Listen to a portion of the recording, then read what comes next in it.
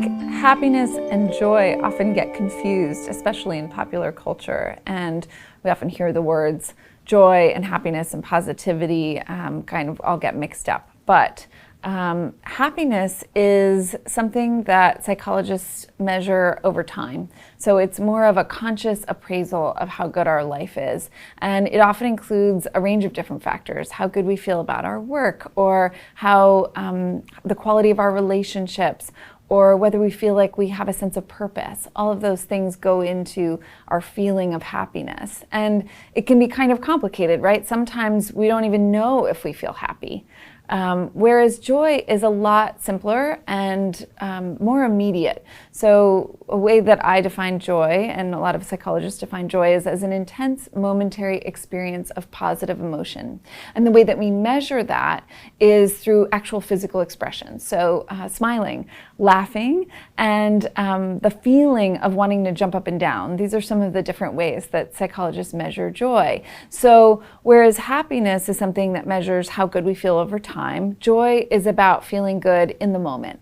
I'm going to talk through the 10 different aesthetics of joy, and as I talk about these, you may find that some of them sound really familiar to you. When I started asking people about the things that brought them joy, and I started hearing certain things over and over again, I noticed that there were certain visual and sensorial patterns in the things that emerged. So these 10 aesthetics of joy, each one is one of those patterns, and they connect the physical world around us to the emotional world within us. Abundance is the kid in a candy store aesthetic. So we often say that when we feel a sense of joy, it's like our cup runneth over. That's almost like the feeling is so good, it sort of bursts out beyond the boundaries of our bodies. And that feeling of abundance also ties to a feeling of abundance in our surroundings. So when our ancestors were sort of roaming the savannas and looking for good places to settle, often it was a sense of lushness in their surroundings, a sense of abundance that told them that this would be a good and a safe place to be. And so we still rely on a sense of abundance, which we can find in things like polka dots and stripes and multicolor or rainbow color palettes. And those things give us this feeling of abundance. If you're someone who finds joy in a really well-organized closet or in a collection of things that are arranged neatly, harmony is the aesthetic for you. And this is the aesthetic of balance and symmetry and pattern. And it comes from the fact that seeing order in the world around us often gives us a sense of joy and calm. It lets our brains relax because we know that we can spot threats or opportunities because the rest of the world is orderly and organized around us. Energy is the aesthetic of color and light, and it explains why we have an innate attraction to a sense of brightness around us. So we often use the terms, we often use brightness and darkness as a proxy for our emotions. We say that life is golden when things are going well, or if we are in a bad mood, we have a dark cloud hanging over us. Well, it turns out this spectrum of brightness to darkness is a universal thing, and that bright colors are universally understood to be joyful. We find joy in experiences of freedom. The feeling of being let loose and having our bodies be unbounded. So that feeling of when you were a kid and on the last day of the school doors burst open and you could burst out onto the playground. That's a feeling of freedom. But also the feeling of being in a wide open meadow and having space around us. Often nature is the thing that gives us a feeling of freedom now because we live in sort of enclosed indoor environments. And when we're sort of let out into nature and when we bring those natural elements inside, we can find that feeling of freedom in our day-to-day lives. This aesthetic came out of an observation that I made while I was looking at all of these different objects that people told me were joyful. And I started looking at all the objects of childhood, things like hula hoops and bubbles and balloons and bouncy balls and merry-go-rounds and carousels. And I noticed that they're all round. And I started to wonder, why are so many things that are playful round? Well, it turns out that round shapes are the safest shapes. They don't risk injury, and so they make it easy to play with them. And they can also be used in the greatest variety of ways. They have the broadest affordances, which is a term designers use to describe the different ways that things can be used. And so round shapes are naturally associated with play. Surprise is the aesthetic of contrast and whimsy.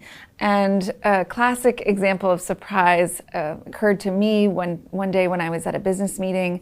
It was really early on in my career. I was very stressed out. I was about to give a big presentation, and I was so anxious, I thought I might fall over. And I looked down, and I saw at the feet of the executive next to me a pair of rainbow striped socks. And he was this serious, buttoned-up executive, and yet hiding under there was this joyful, playful thing. And it set me at ease. And that's what surprise does. It catches our attention, it's incongruous, and it calls our attention to things that we might miss otherwise in our surroundings. Transcendence is the aesthetic that explains the joy we find in hot air balloons and tree houses and hummingbirds, things that float and fly in the air, things that draw our eyes upward in space. Magic is the aesthetic of things that we can't quite put our finger on, things that we can't quite grasp.